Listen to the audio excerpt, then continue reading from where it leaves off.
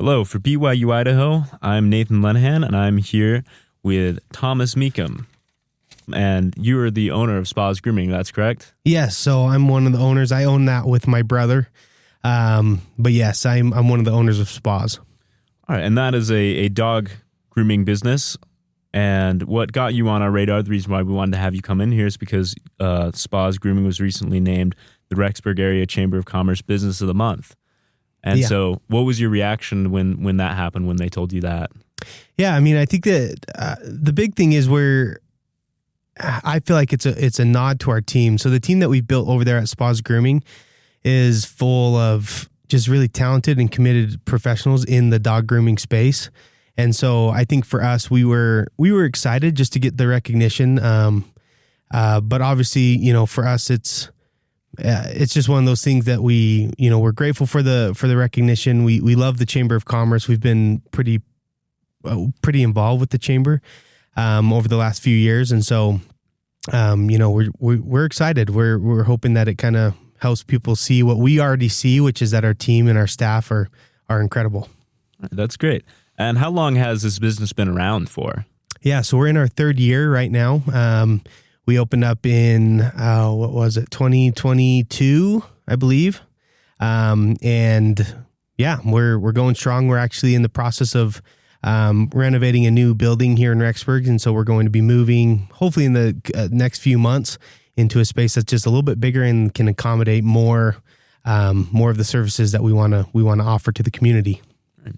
And is this the first big change that you'll be making as a business, or has it changed a lot along the 3 years you've been open? I would say that this is the first. This is our first move. As far as the changes that we've seen, we've seen a lot of growth. We've added staff over the years. We've added services over the years, but this is probably our most significant change since we've opened. And what services do you offer there? Yeah, great question. So we do offer your typical, what you would think of when you think of dog grooming. So we do full service grooming, and that's services that are done by our staff, by our groomers, where they will do haircuts, nail trims, baths, things like that. But something that makes us at least unique in Rexburg is we offer self-serve grooming.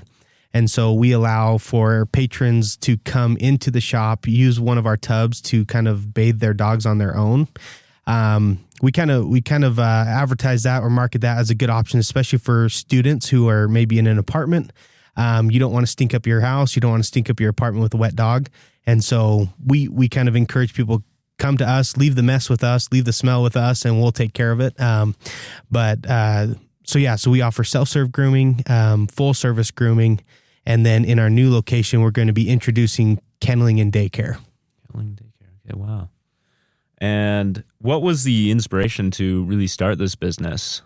Yeah, this is kind of an interesting origin story, I guess, because those who know me know that I am not a groomer. I don't actually work with the dogs.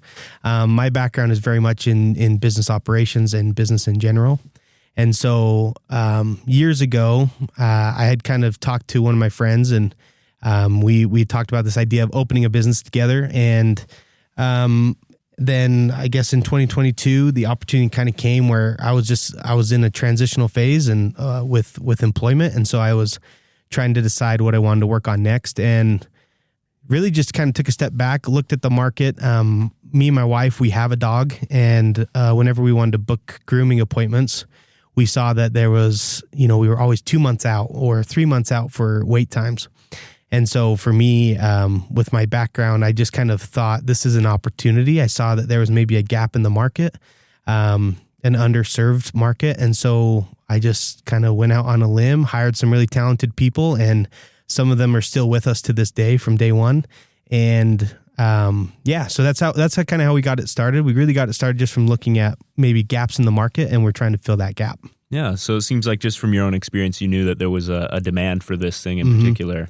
Yeah, high demand, and a lot of people that work in this space, they're just really passionate, and so it's been kind of fun to find the people who have the talent, the skills, and the passion for what we're doing. Mm-hmm. And so are there other dog grooming businesses in Rexburg? There are, yeah, and some of them do really great jobs. So we always kind of encourage people, if our wait times are too long, like, by all means, check these other ones. But dog grooming is an interesting thing. There's not a lot of people, at least in our area, that do it as a business, but a lot of people do it as a kind of like a solo operation where they will maybe groom out of their house, or they'll have a little salon space that just they work out of. And so I would say that we're one of the larger ones in Rexburg. And you said the only one that offers the self-serve stations, right? Yeah, to my understanding. Okay, yeah, which that seems like that would be super convenient. Yeah, so what obstacles have you encountered as you've run this business and tried to grow it? Yeah, I mean, I would say that probably the main obstacle is just knowledge, right? So I like I mentioned, I don't come from, my background's not in the dog grooming space. And so for me, I've had to really rely heavy on our staff that we've hired to kind of take their suggestions, take their advice, and grow this thing. And so some of that took some painful learning curves along the way. And so we just had to kind of adapt and change as we went. But yeah, I think obstacles is really just kind of finding out what customers want, making sure we're competitive with our pricing so that we're not overpriced compared to our competitors.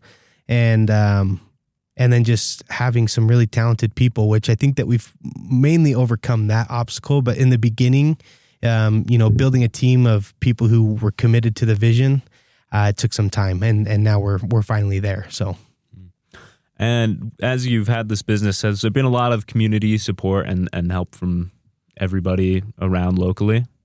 Yeah, I mean, the community is amazing. Rexburg's amazing.